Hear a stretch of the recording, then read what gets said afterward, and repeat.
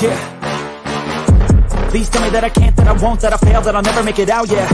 Please tell me all the bad, never good, fill my head full of every single doubt, yeah. Please say any negative thoughts, I pop off when I hear people say I cannot. I get off to the thought of proving everyone wrong, I won't stop to the top, so you better back off and get lost. I'ma stay loud, stay proud, never running out, never heading south. I'll be spreading out, call it word of mouth, can't put me down, I'll be getting loud. You can have your doubts, not what I'm about, have your fucking clout. It be raining now, I keep making sound, go another round, bitch I'm legend bound, can't stop me now. You don't wanna fuck with me, a slow burn like a disease. Just tell me that I can and I'll show you things that you couldn't believe. Just tell me that I can. Just tell me that I can. Just tell me that I can. Just tell me that I can.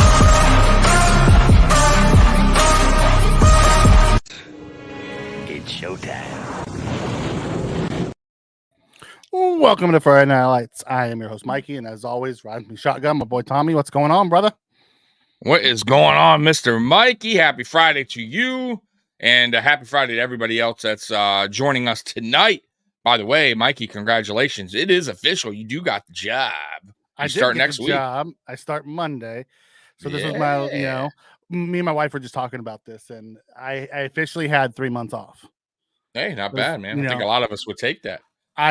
You would think that'd be like, oh, I want 3 months off, but I'll tell you, it was a really long, boring 3 months. I didn't do nothing. When my wife worked, I mean, I hung out with my daughter. We spent a lot of fun time together, but other than that, no, I didn't really do anything. Hooked up Joe in the house. What's going on, brother? A resident Dolphin fan, By the way, the reason why I said it too, real quick to the chat or anyone that's watching right now on replay, moving forward, Friday Night Lights will be at 9 p.m. instead of 8:30. So 9 p.m. moving forward, half an hour difference, not that big of a deal, guys. So 9 p.m. Me time to get home from work. That's right. Mikey's no longer working from home. So yep, 9 o'clock, guys. So let's jump around the league. Start this off. We were talking about this, before we went live. This Marvin Harrison Jr. saga. Do you have an issue with him just not doing anything? Because as I told you, he went to the combine, only spoke to coaches, and then dipped. Didn't talk to reporters or do anything. Didn't get measured, nothing. And then he skipped his pro day. So no one's seen him work out. Yeah, I mean, but it's one of those things, right? Like, I think maybe he feels like, what I can do. You've seen what I could do. Why do I got to go and prove it again? But I understand also the flip side of it, right? Coach, teams want to see you, up and close. They want to see your 40 time. They want to see all the other stuff that comes with it as far as the combine goes. They want to talk to you and all that crap. But I think his work speaks for itself. That's what probably he's thinking. And I don't think it kills his draft stock, to be honest with you. I think almost everybody had Marvin Harrison Jr. going in top 5. You know what I mean? So I don't think so. I really don't, because it's probably not the greatest look for him, but it's also not something like he went out and got a DUI and hurt somebody, or you know what I mean? Or he got caught doing something really terrible and it'll kill his draft stock a little bit. This is more like, guy's pretty cocky, doesn't want to, or is he hiding something? But what could he be hiding? An injury? I don't know. I don't know. I doubt it. Here's my question. Here's the reason why I asked the question, because Caleb got killed at the combine for not releasing his medicals and not doing anything. And then he did his pro day. Like, Marvin hasn't done anything and no one said anything about it. Like, there's no backlash for Marvin like there was for Caleb. Yeah, I don't know. Caleb Williams, though, I think he has more question marks than Marvin Harrison Jr. going into the draft. Oh, I would think so too. But so him not initially showing up or doing, you know what I mean? I think that would have really hurt him more, because I think he has such a big upside, but he also has question marks. And I don't think Marvin Harrison Jr. had any question marks going into the draft. You get what I'm saying? So I think it's a little bit different. And it's also a leader of a football team and your quarterback, very important to a wide receiver. I'm just saying there is a little difference there. So I think he'll be fine. I don't see nothing wrong with it. Okay. I personally don't. I think the combine is sometimes a little overrated too. I'll be honest with you. I like it. We like it as fans. They call it the Underwear Olympics for a reason. I mean, take Keon Coleman, who ran a horrible 40-yard dash, but was one of the fastest in the routes. When they time the routes and stuff. Like he plays faster than he runs. Like who lines up in that position to run? No one lines up like that where they have to get down in that crouch and that just looks uncomfortable. Nobody does. I got a strong feeling he's going to be a bust in the NFL. I feel like Drake May is going to end up being the best one. Okay, so you think Caleb's going to be a bust? All right. Caleb's already made millions. Same with Marvin. Marvin's made millions too. Maybe he feels like he doesn't. I guess it's just a different era now. That Absolutely. Now they're all making that money in college. That they don't feel like they have to go through all of these job interview processes. Especially or at least the elite ones that are going to be top 5 consensus. But I just wonder how the NFL is gonna take it. Do you think he drops it all? You think Neighbors goes over him or Doomsday goes over him? Or you think he's in the top 4? I think they know what they're getting out of Marvin Harrison. I mean, I would be shocked if he's drafted and something's wrong with him. You know what I mean? Like he was hiding something the whole. I don't think it's. I think he's just maybe he's just a little too. Maybe just kind of cocky in his way, and he's just like, hey, my tape proves. Like I said, my tape proves it. Right there. I don't need to come out here on the combine and do anything extra to prove my. It wasn't just the combine. It's the pro. I know the pro day. I know. I get it. But put it this way, though. I will say this: scouts go out to these games all year long. Right? They've seen Marvis and all these players that they want to scout for a couple years now. In game, right? In game, by the way, not JP Lossman throwing footballs. Remember when he was doing that one here? Right? It's like, dude, the guys want to. I rather judge a guy by what he's doing in a game, and that's what the scouts are for. So, I don't think it. I don't think it. Also, a lot of dudes get hurt. Absolutely, at these it things. could happen. Maybe they're trying to push it too hard, or right? Yeah, no, man. I get it. And then it really tanks his draft stock. Roy, no, I haven't heard him say he wouldn't take visits. He just skipped the pro day, and no one said anything about it. Everyone's like, whatever, And my take from the beginning, Roy, was I saw kind of a double standard as people were bashing Caleb for not doing things at the combine, and then Marvin just didn't do anything either place. Could be worse. Speed Olympics. Right. The Gen Z. What do you expect? It's a different time, dude. And they all have millions now. Like all those top 5 guys all had big, huge NIL money, multi-million-dollar NIL money. Mims got hurt at the combine after his first 40-yard run. Tore his right hamstring on the second run, sadly. Yeah. Mims, it's crazy. Draft's a month away. Amazing how rapid things go. It's only a month away. What's going on, Scotty? Welcome, brother. Man, it's crazy, right? I felt like we were just here talking about the draft. I swear to God. Last year, I mean. Triggs thinks the hype around Caleb is the reason why he was getting the backlash because everyone's saying he's Mahomes. I don't think so. Can we just let Mahomes be Mahomes? But I think they're totally different, though. I don't even see the comparison. I'll be honest. Me neither. I see no comparison in the two. Me neither. I've watched a few games this year by him. He does not compare to Patrick Mahomes at all. I feel like he has a lot of upside. I feel like he's physically gifted. You know what I mean? He has a good arm. He's a bigger quarterback. Good sized quarterback. Accurate. But I also saw some things I didn't like. Right when things aren't going so good, he, it gets to him. He kind of pouts a little bit. He didn't also go against the best competition. Right. So. And when he did, it didn't go good. So we'll see. I mean, he has upside. But you know what? There was a player like that once, too, that we all know all too well, and that's Josh Allen. who also play for Wyoming. So just a heads up, like that's why I kind of like these kind of players coming out of the draft where they have question marks, but they have a big upside. That was Josh Allen. Let's be real. When Josh Allen got drafted out of Wyoming, Mikey, people said the same thing, right? He has the talent, he has this accuracy issues, but play for Wyoming. When he played this game, he didn't really show up. Blah, blah, blah. Same shit, right? Same shit. So we'll see. It's really up to the player. If they have the tools, it's up to the player once he gets to the NFL how hard he wants to work at his craft and get better, right? So that's probably what he's going to have to do, but we'll see.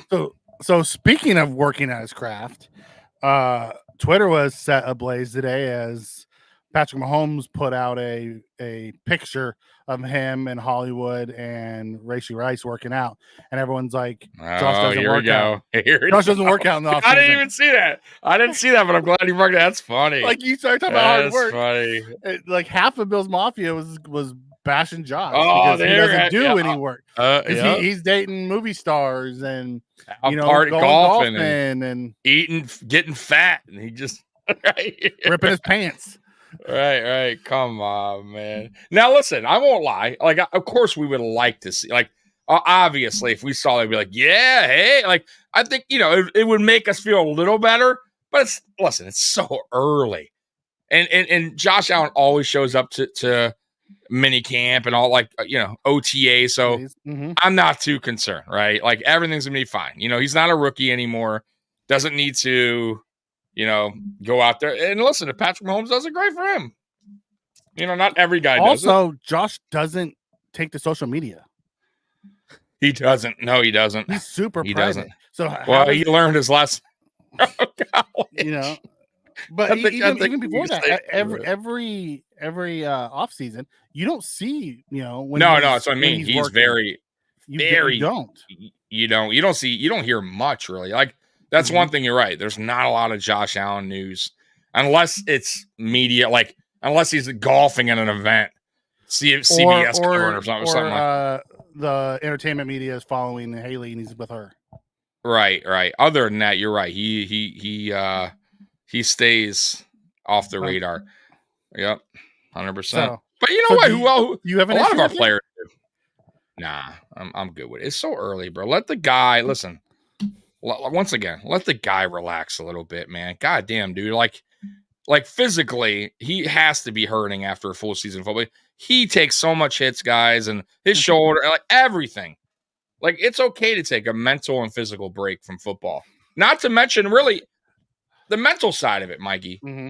Like week after week, having to deal with the media when your team's not going good, and just the losing out of the playoffs. Like so, yeah, man. I think mentally, even mentally, it's good to get a break.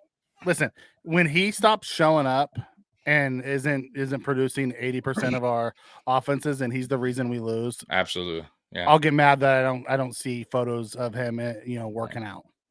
Right. Like if he shows up like Ben Roethlisberger, you know what I mean? Way out of shape. We're hearing stories about him, in bars, Right? Yeah. Then we got problems, right? But I haven't heard that yet, so we'll be all right. You'll be all right. Yeah. Diggs does enough social media for both of them. Like, listen, Diggs enjoys trolling people. Oh, he loves it. He loves it. Lord, and he tells everyone at the beginning of training camp every time, stay off my social media. And people still just do it. So I just ignore the stuff on Diggs stuff. Well, he does have, how many, 300, whatever the fucking amount of followers. You don't think him tweet, you can't stay off it when he has that many. He's, no one's going to unfollow Stephon Diggs. You know what I mean? Like, yeah. He knows what he's doing. Like, you can't stay off his Twitter. Like, shit. No one's like searching his. Told the Mafia he was getting released, and then signed the contract extension. Straight out did it, and then NFL Network even was fooled. Like that for a quick second. That was crazy. I was about to freak out myself, but I can't. It's a different world nowadays, dude. It's a different world nowadays. With social media. Can you imagine what it would have been like in the Jim Kelly era? If they had social media. Oh, already, yeah. Oh my God. I mean, and even in the NBA, all that. Man, you know how much crazy shit went on back in the day, man. You know, I don't get now break.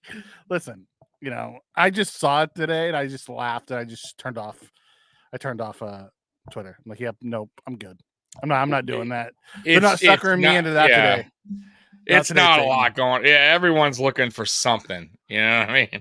Has to be something to talk about. Nice try, It FBI. is. Right? As Bruce Nolan would say. Nice try, FBI. Right. Not suckering me in down that rabbit hole. Ain't gonna happen. You know, right. Good for Mahomes. Take the picture. Go work out with your buddies. You know, I'll believe Josh Allen doesn't work out when he comes in and isn't, you know, a superstar. Exactly. Fat and out of shape, which he never does because he works out. He's at almost all the OTAs. You know, and I mean, like him and Diggs. You know, how much more of a the connection's fine. Right? They don't need to be practicing together. Like they're good. I would love to see him and Curtis Samuel connect. That's different. Early. And that may happen. I think that happens more in when Diggs doesn't show up at OTAs. Yeah. And Samuel probably does because he's a newbie and he wants to get used to Josh. You know, that happened many times in the past. You know, so we'll see.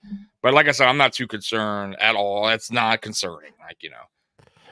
Yeah, Sky, at least Dawkinson was a quick correction. Like he put it out, and then like 5 minutes later, the news came out that he signed his contract extension. You know, Josh is with Jordan Palmer. Yeah, he probably is with Jordan Palmer. He's with him every offseason. Yeah, you know, you just don't see videos of them doing it. Josh doesn't post all that stuff to social media saying I'm in the lab working out. It's just not his style. Yeah, you know, so. It is what it is. A lot of new stuff going around this week. Tommy, we signed some new guys. Yeah. By the way, did you see Jordan Poyer said he wish he retired at Buffalo Bill? Oh, yeah, man, kind of. Oh. That reminds me so much of Thurman Thomas. I feel bad for that dude, man. I do wish we kept him. Just this last. Me too. Like, I mean, how much did we? And we saved a little, but my God, not that much. We still had to sign. Safety, like, I don't know. Like, that one, I told you, when that happened, I was kind of on the fence with that one. Like, I get it, but I really, I don't know. Like, him and Mitch Morse, I thought those two cuts were, I don't know, man. I felt Morris hurt me more than Poyer. Yeah, I get that too. But I just felt like, you know what I mean? Like, I just felt like one more year. It's not like, these guys were playing at a low level, like terrible. We talked about this. We talked about it. I didn't think they would cut both. You know, I didn't with Hyde probably going into retirement. I didn't think they would get rid of both of them in the same year. I thought it'd be an offset. So the fact that they just decided to shuffle the deck and say goodbye because his contract wasn't crazy, right? You know, it's $7 million. Now, that's about what we have left to spend right now. So would you rather have the money to, see what else is out there or have Jordan Poyer back? Well, you know what? We'll find out when the season how our safety, because I don't know. Like, that's a tough one. Obviously you're going to get into the guys we just signed, which is a safety. But you know what? I'll answer that. I'll answer that halfway through the NFL season. Yeah. Okay. That's fair. Greg Cosell came out and sung the praises of Mike Edwards. Also I listened to Cover One and they broke it down. Something I never really thought of. Mike Edwards is very much in the mold of Micah Hyde and Jordan Poyer. The fact that they were both, good players, part-time players before they got to Buffalo and then they became starters. Now I'm not saying that they are Micah Hyde and Jordan Poyer. We don't know what they are, but they fit the scheme. And for all of Sean McDermott's faults, and he has faults, the dude knows how to get the best out of a secondary. Yeah. And he always had. He said Quentin Michael and, Josh Norman. And think about what he's done with like Levi Wallace and Dane Jackson, like these late round guys, right. Benford, Jordan Poyer was a nobody before he got to Buffalo. Like, he was the guy who was bouncing around the league and he became all pro. Micah Hyde was a part-time starter, in Green Bay and became an all pro. Right. So I'll trust that Bean and McDermott know what they're doing in signing these guys, but it did hurt me to listen to him say he wanted to retire. A 3-year deal? Yeah, 3-year, 24, but it's like it's really a 2-year, like 13 or something like that. Oh, that's right. Within set, but Edwards is a 1-year, right? So let's just say hypothetically, they play well. Then they're then they're going to have to figure out how to get Edwards back and to give him an extension, right? Because now you're only we're back on the Leonard Floyd thing again. You know what I mean? Where you get a guy for 1 year, he excels, and now you can't afford to pay him back, and now you got a problem again. Now you're missing a safety unless you draft one you feel like is the future. Right. But I'm just saying, like, if they really believe in this Edwards, and let's say he does have a great year, let's say him and Rapp are really, really good together. Mm-hmm. All right. So now you got a decision to make because now you probably drafted a safety early on, which is going to be my guess in this draft. Now you got a choice to make. Do you pay Edwards to stay? And then what do you do with the safety you drafted? You know what I mean? Like, I don't know. Like but that's what happens when you sign 1-year guys, man. I think that's but we also signed Rapp as a 1-year guy, and then we signed him to a 3-year extension. We did. You're right. So I could we also lost 2 guys. Yeah, but I could also very much see us signing. If Edwards comes in and plays really well and he does hit, I could see him re-signing here. You know what I mean? Right, but then I go back to the draft, selection now, which we don't know who we're drafting. I'm just saying we don't know if we're going to draft one. We have 4 on the roster. I think we do. I know we do, but we don't know. Of course we don't know. We don't even know if we're going to draft a receiver in the first round. I mean, I would hope so, but I think we do. I just have a feeling we do. So who do you think doesn't make? Who do you think doesn't make it then? So our safeties right now are who? Cam Lewis, right? Cam Lewis, DeMar Hamlin. I think DeMar Hamlin's Rapp. Oh, you think DeMar doesn't make the roster? I don't. I think he made it last year because it was the right thing to do. I'm going to be totally honest with you. He was a good backup. Yeah, he was okay. I'm going to be real with you. He didn't have that much playing time, Mikey. He played halfway through the season. He came in a couple games. Yeah, and played special teams.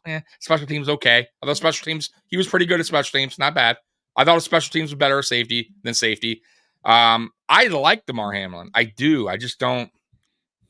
I don't know. I'm just being honest with you. I thought he was on the bubble last year, but I thought it would be a mistake if they cut him last year. Remember, there was that talk. Will Hamlin make the team? It was everywhere. It wasn't just Bills Mafia. It was all over NFL. Mm-hmm. Like, will he make the team? And everyone was excited. DeMar Hamlin made the team. But I thought it would have been a PR nightmare if they cut DeMar Hamlin. I'm just saying. Like, so I thought they did the right thing by bringing him back. But my point is, if there's a better safety, a safety they really like, which I believe there is, and they draft one, I don't think DeMar Hamlin makes the roster.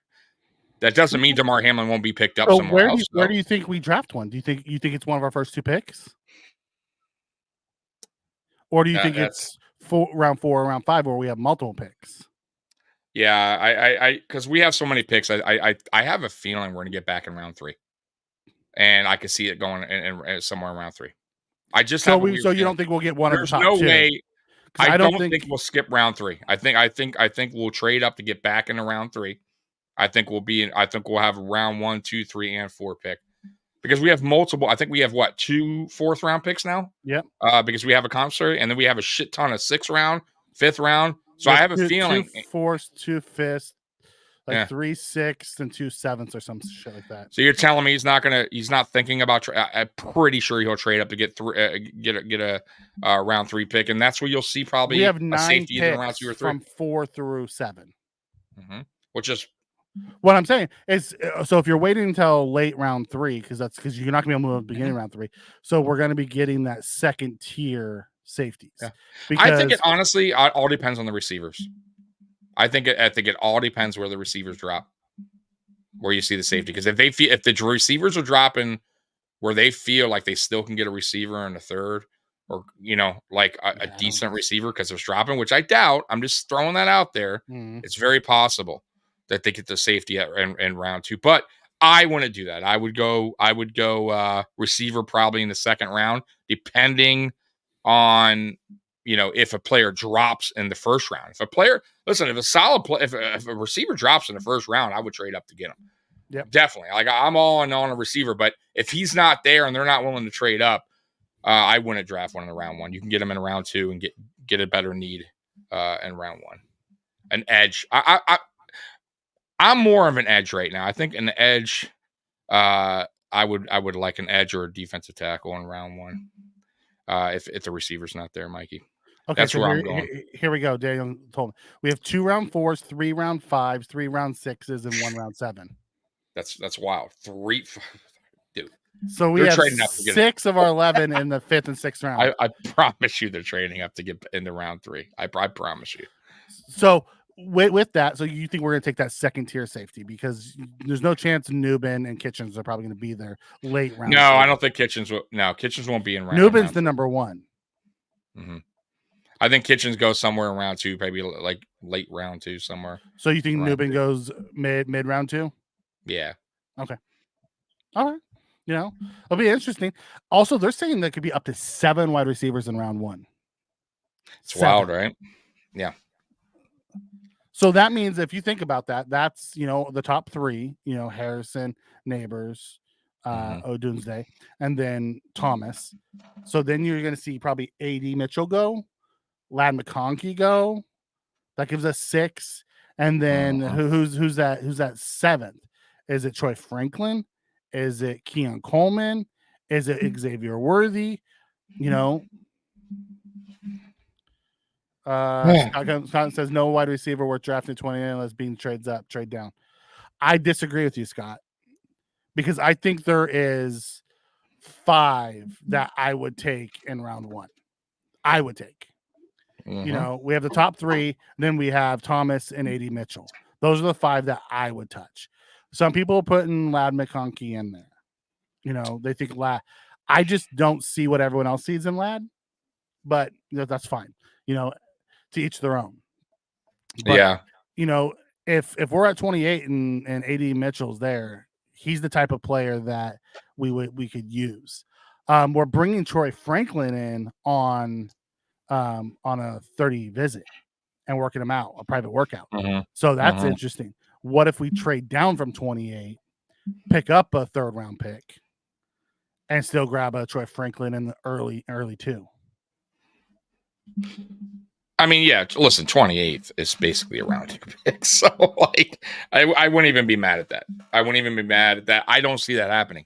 I don't know why. I kind of see it going like last year. I feel like there's going to be players that slide in this draft. There's going to be teams that draft somebody that's should be going late in the first round, drafting them a lot earlier, or maybe a round 2. You know how it goes. The draft was crazy. A lot of teams reach, and that's when players start to fall. And I just have a weird feeling that the Bills are going to wind up trading up again, like they did last year, to get the player like they want, because he slid down a little bit for them to grab, kind of like Dalton Kincaid last year. And when we think about it now, I didn't like it at first. I thought it was like, oh my God, getting rid of, that's terrible. Why would they do? But now, obviously, we see what Dalton Kincaid is all about, what he can do. It's well worth it. That was a smart trade. If for whatever reason those 7 are gone, and there's someone else there, maybe it's Jackson Power Johnson, a center, who's the best guy on the board, or Byron Murphy, or one of the big D tackles, or maybe one of the edge guys falls. If we take one of them in round 1, I'm okay with that. Yeah, I'm good with that too. Yep. I'm 100% okay with that. At the end of the day, I just need Bean to then move up in round 2 to secure the wide receiver that he wants, because I don't want to wait till 60 to try to get a wide receiver, because at that point, the top 12 are probably going to be gone. Yeah. I agree. But when you think about it, if Bean didn't draft a wide receiver, right, until like 4th round, are you upset with our wide receiver room as it stands today? No, I still think our receiver room right now, as we speak, because of the Samuel signing, is solid. I like it. I think Shakir is still getting better. we saw what he did in the playoffs. He was our best player in the playoffs, a best receiver in the playoffs. Dalton Kincaid's only going to get better, and he's kind of a hybrid receiver tight end. Stephon Diggs is going to do what he does. So no, I think right now we have a talented enough receiver corp to lead us, during next season. But I still think we need that younger receiver to eventually take over Diggs' spot, because I just don't know how long Diggs is going to last in Buffalo either, right? So I think you need to start really thinking about that replacement. And this draft here, there's a ton of talent. And I'm not saying you can't get a receiver next year, but sometimes, man, there's so many this year. Sometimes, though, if you slide on one, it could be a mistake, man. So, well, here's the thing. I would draft one. I would draft one already. I'm with you. I would draft one too. But for whatever reason, if he did, I just wanted to ask that question. But talking about Diggs, we didn't touch Diggs' contract. So technically, we can give him the Trey White treatment next year and do the June 1. Yeah. And actually get some money out of it. Now, do I think that's smart, not having a long-term plan in place? No, I don't. Do I think Diggs is still going to be really good this year and next year? Yes, I do, and I'd rather keep him. But that's just me. So I think you need to get someone in here sooner rather than later to start that transition, because it always takes them a year or two. Very rarely do you get those Justin Jeffersons or, look at Brandon Ayuk. It took him 2 years and then he blew up. Right. You know what I mean? So there's certain guys who take a minute. Yeah. Unless we're going to trade for one, you know what I mean? So say Brandon Ayuk, right? Or T. Higgins, and we think that he can be a 1, and they're on that 1-year contract this year, and we're going to trade for him next offseason because they're going to franchise him again, and we trade for him, and then that guy's going to be our 1. That's the only way I can see us, not taking one this year. Yeah, I'm with you there, man. I just feel like Diggs is getting on the other side of 30, and for receivers, for what we're paying them. Brandon Beane is a business guy. Obviously, he's our GM. So trust me when I tell you he's looking at that. And he's also probably not the happiest with Stephon Diggs. I'll be real with you. Like, he probably wants a guy that really wants to be here, right? And I right now, he knows, and we all know, Diggs can't go nowhere, right? So it is what it is. He's going to give us what he does every year. But I think going out and getting like a T. Higgins in a trade, well, then you got to pony up and pay him, right? You got to. That's why I don't think it'll happen until next year, right? When you exactly. So you go through the draft, you get yourself a younger player, and hope he's the guy, and you got him on a rookie deal, and you got him for a while, because then you can invest your money elsewhere. Absolutely. So that's where I'm going. It's like, dude, you go through the draft for a reason, right? You have to build. And drafts are so important. Just these are the reasons why they're so important. You can't continue to pay players high amount of money, and then when you're paying a quarterback that much money. Exactly, because and then you find yourself in a hole. Where you want to pay your players is on the defense side. Those ends, those defensive linemen. When you get the really good ones, that's where you want to pay the guy. Right. You know what I mean? Jason comes in and says, you all going live on day 1 of the draft. Yes, Tommy's going to be at the draft. Yeah. But Howie and I will be going live on day 1, and then Tommy will be calling in to give us what's going on. Yep. So, yes. Yep, I'll be there. What's his name's actually going? Trevor and his father from AFC Shakedown. Yeah, so I'm going to try to meet up with him, so that'd be cool. And we'll see what happens, but my bar, we always get they always hook us up with like the best passes. So they're trying to see if we can get like front stage passes. So nice. If I can, that would be. I don't know yet, but if that happens, that'd be awesome. Dude, that'd be awesome. Scott comes in and says trade a 1st and 6th for a 2nd and 3rd. Depending on how far you go back, you may not need to throw the 6th in, Scott. You may just get the 2nd and 3rd if you trade back into the 2nd, depending on where you're going. If you're going early 2nd, it will be harder to get a early 3rd. But a lot of those teams that are in the early 2nd also have multiple third-round picks, so you can get one of the later ones from them. So, that's another thing. You don't trade you don't give up your draft capital unless you absolutely have to. But I like the way you're thinking. But I'm with Tommy. I have a hard time seeing Bean trading back. He doesn't do that very often, especially in the first. All right. Has he ever traded back in the first? He's trades up. I don't recall. I don't think so. I know we did in the second, the James Cook year. He traded back a couple times. Yeah, I don't think we've ever gone back. I don't think we ever. Now, there was a year we didn't have a first, the Stephon Diggs trade, right? But I don't think we ever got out of the first. No, not that I recall. I hope they take Xavier Worthy in the first round. That would be awesome. Let them have all those track guys. Because I don't think Xavier Worthy is a first round guy. Right. Let them overdraft him. Please. I think Xavier Worthy is very much a Hollywood Brown type of receiver. Very fast, can put up some production, but has crucial drops. Mm-hmm. I love him. He's super fast, and having that speed would be great. But what do you get from a hand standpoint? I mean, I watched some tape on Worthy, and he's dropped some nobody around him balls. Although the league doesn't seem to mind that because Cleveland just signed Jerry Jeudy to a massive contract, and he's the king of drops. Yeah. Yeah. So the league obviously doesn't give a crap about that type of stuff. Let's see. He says we're going to trade up. Yeah, he does want a third rounder. That's why I wondered if he would trade down. Trading up is going to be hard to do for us in the first round without that third round pick. It's going to be really hard to move up without the third round pick because that's the pick you usually give up to move up. Right. Depending on how high he wants to go. Because last year when we went from 27 to 24 or 25, we gave up a fourth. So if you want to go higher than that, you need the third, and we don't have that. Yeah, you'd have to give up the third. Maybe it's a future unless third. Unless you future third, yeah. But Bean doesn't like to give up his future anythings. No, he doesn't. He likes to hoard. Oh, good God. Devontae Sweat is a reach at 28. Yes, he's very much a reach at 28. But would I be mad if they did that? No. Give me that big mammoth human being in the middle that has athletic upside.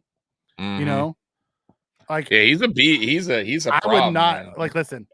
He's one of the few guys that if we reached for a guy, I'd be okay with us reaching for him because he provides something that Buffalo never has. Now, he's also not an archetype for what Buffalo normally goes for. But we had this conversation last year, Tommy, and I said Osiris Torrance wasn't the archetype of what Buffalo goes for. And neither was Kyer Elam. So the last 2 years, the Bills have not gone with their archetypes. Right. And maybe this is the year they finally, because we were begging for Aleem McNeil, remember? 2 years ago. We wanted McNeil bad, and now he's one of the best D tackles in football. I'm with you though. If they reach for Sweat, there might be some people are like, but I'm gonna tell you right now, this guy, if he could stay healthy, he's gonna be a beast in the NFL. Athletically for his size, man, he is a freak, man. He's a freak athlete for his size. But I see him as a round 2 pick. Yeah, I see him late. I see him mid to late round 2. Latest early round 3. I don't see him going. Tyler Shelvin was the same thing, out of LSU a few years ago, and he fell to the third round. Yeah, remember we were talking about him in the first. It was at worst the second, and he fell to the third. So, anything's possible. I don't think he was as athletic as Sweat is. Right. He didn't have the production Sweat had. He was just a mammoth human being who, was out there that we wanted. Trick says he sees the Bills taking Xavier Leggett in the first. I think that might be a reach. I don't have Leggett in that top tier wide receivers. Do you, Tommy? 1 year production. He's 1 year production. That's scary to do that. Right. Yeah. You're, No. you're I honestly, man, if our receiver's not there in round 1 and they draft someone else, an edge or tackle, Mhm. I'm good at round 2. You know who I want in round 2 if they go to round 2. If they don't get a receiver round, I think Keon Coleman would be the guy for But me. I would the be issue is very he doesn't comfortable at round 2. separate. My only Yeah. issue with Keon Coleman is he doesn't separate. I think that's a thing that they can I think that's the thing they can work with him on. I do. I think he's a guy that, once again, we have had a problem in Buffalo, and that is drop percentage. This guy does not drop balls. He you throw it up there, he's going to get it. He was one of the best in college, 6'4". We're missing that physical type of receiver. I don't know. I just feel like that's the one thing we keep lacking year after year, is a guy that can go up and get it. And that would be him. I just feel like that, especially in the red zone. We do not have that guy that Josh can, throw it up there. What, you don't trust Matt Collins?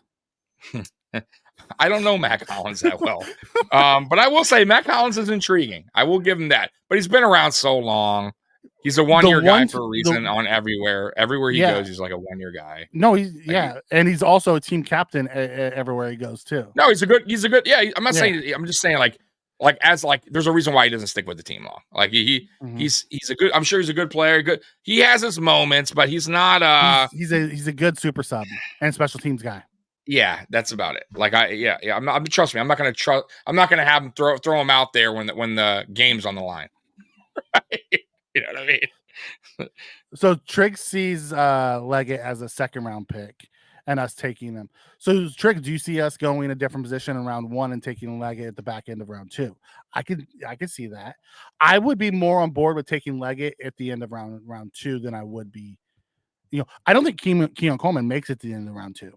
I think he goes in the first 10 picks of day 2 of the 2nd round. Oh, he's going, yeah, he's going. So I don't know if he'll make it midway through the round. Like you said, I think he goes early. Yeah, he definitely goes early round 2. He just has so much upside, Mikey. I'm telling you, the upside is unbelievable for that kid. But I also see what you're saying, though. I also see the, not red flags, but I also see the issues that come with Keon Coleman as well. But that's why he's not a first round. He's not a first round talent, right? That's why there's a reason why he's round 2. I think he's a better version of Gabe Davis. He's a better, really. I'd have to see it. But you're right. I think drop-wise, I think hands-wise, I think he's better. Yeah, that's why I'm saying he's a better version of him. I think you would get Keon Coleman would give you everything Gabe Davis gave you, except he'd have a better hands. Yes, I'm with you there. I also I don't know. I gotta see the. I thought Gabe Davis, except for last year, separation was decent. I thought last year's separation was not so great, not so hot. I don't think his route running got worse through the years. So I mean, he rounded stuff off rather than playing. And maybe it was an ankle thing because he had ankle injuries every year. Yeah, maybe it's possible.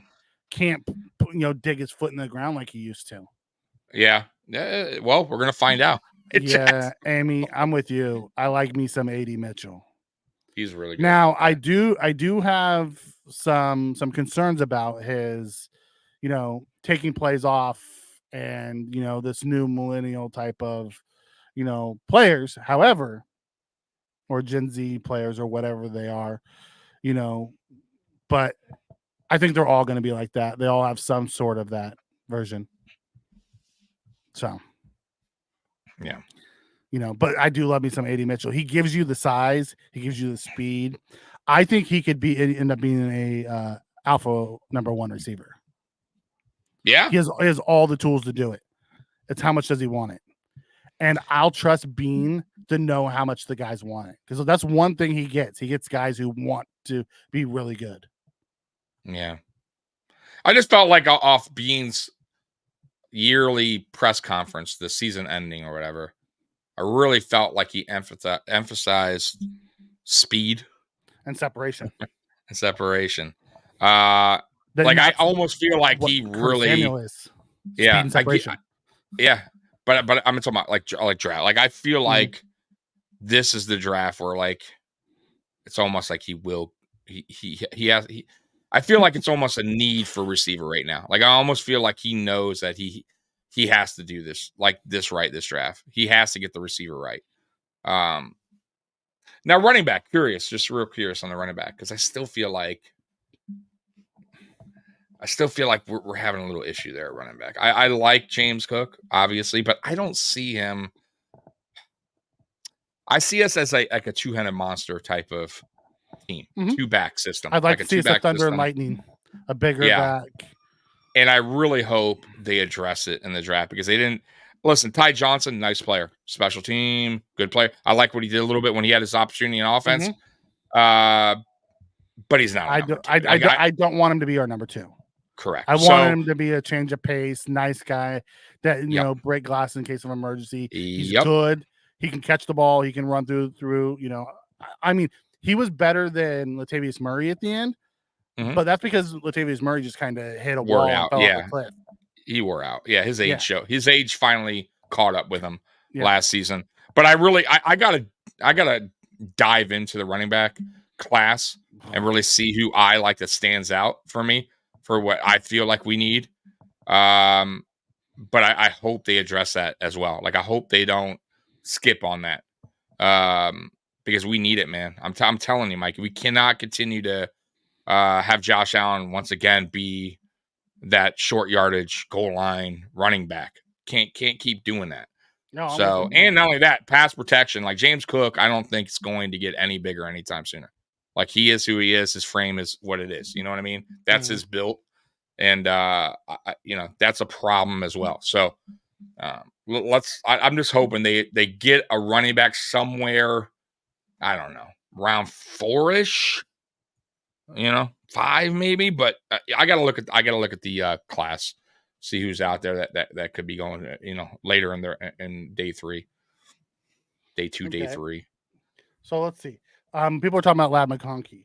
Ladd is 6 foot 185. So Ladd McConkey is exactly what Diggs, Shakir, and Samuel is. We have no big bodies if we draft Ladd. Now he's very smooth. I think we have a Ladd McConkey two Ladd McConkeys on this roster already. Shakir is Ladd McConkey. This game mimics that. So at what point do we need to become a little bit bigger? Do we need those bigger guys? If our only big guy is Matt Collins, I think we're in trouble. And Justin Shorter, Shorter's not gonna. I don't think we're gonna see Justin Shorter on the field till year 3, in my opinion. If he stays healthy and if he really grinds, meaning he busts his ass and he tries to win that job, to make it on the 53. That's the only way I've seen it. So, but I still feel like he has the potential. He just has to, he has to work hard, man. He has to earn that, boy. So Spears Bills asks, how do we become Bills fans? We've talked briefly about this in the past. Oh yeah. I grew up on the West Coast in California. Was like as a little kid, was an Iron fan during the Joe Montana, Roger Craig, Ronnie Lott years. I had a big problem. I really started getting into football right as Joe Montana and that whole crew. And how the 49ers did those legends. Like Joe Montana didn't find out he was traded until he read it in the newspaper. Ronnie Lott they all got let go like in the same year. And I struggled with it. So I just refused to watch them. And that was the year that the Buffalo Bills lost their first Super Bowl. So going, and I rooted for Buffalo, and I had a bet that Buffalo would win that year, and I lost. So I rooted for them the next year, the whole year, and watched them. And then they went to the Super Bowl again, and they lost. I lost another bet. So I'm like, you know what? I'm going to like these guys. I watched them the next year, and then the next year. And I've watched them ever since and loved them. And my love for them has grown through the years. And that happened I was probably about 10 when all that started, So like all through my teens or 20s and 30s, I've just fell in love and been a big Buffalo Bills supporter. It was no other reason than the 49ers crapped on their legends and I didn't like it. That's how my whole fandom started. Mm-hmm. A California kid liking the Bills. I like it. Yep. A.D. Mitchell is a body catcher. He is a body catcher, and that could be a bad thing with Josh Allen, how hard he throws. It might be why they don't want. That's why you're not hearing about, A.D. Mitchell coming in, and you're hearing Troy Franklin's name. Because Troy Franklin is more of a hands catcher than a bodies catcher. And I'm okay with Troy Franklin too. He's a little bit lighter, a little light in the pants. Right. Everyone was down on him on the combine. We'll come to find out he did the combine with the flu. Which probably lost some weight. There, he did. He lost weight. Yeah. He ran a 4.43, I think it was. With the flu. Not too shabby. Yeah, and Roy, that's what I think. I think Troy Franklin in round 2, and you move up to get him. The problem is you're gonna have to move up into the top half of round 2 to get him. So I think we might move back if we were gonna go that route. Ooh, I like this, Scott. I think they'll sign a vet like Zeke Elliott. I wouldn't mind Elliott coming here. He's a hammer. He's still good for the short yardage. Yeah, he did. He surprised me. He did surprise me when he was in New England. I thought he filled in well. He's only 27. Yeah, he's still pretty. I know, crazy, right? I thought you would think he's been like it. Just I don't know why. I feel like he's been in the NFL forever. Young. Yeah, because he was such a big prospect coming out of we watched him, at Ohio State too. Like he was a big name. He could be Ohio State. He could be one of those players. If we do pick him up, it's like after the draft. So if we don't get our guy, let's say there's not a guy there we draft, we liked, cheap 1-year deal. Yeah, I can see that. I mean, I think he did that last year actually with New England. I don't think he signed with them till late, right? I could be wrong, but I'm pretty sure Elliott signed with the Patriots right before the season. Yep. Or so possible he does that again. I wouldn't mind having Zeke be that guy if we don't invest in the if you don't see one you like, if there's nobody there you like, and Elliott's on a cheap 1-year deal. Yeah, sure. I wouldn't hate it. Scott, I cannot tell you how excited I am to have Curtis Samuels taking the screens instead of Diggs, because we talked about it last year. Like we wanted all the screens to go to Shakir because we didn't want Diggs running them anymore. That's not his game. I can't do it with him, and please don't do that anymore. First of all, a couple things. It's not even.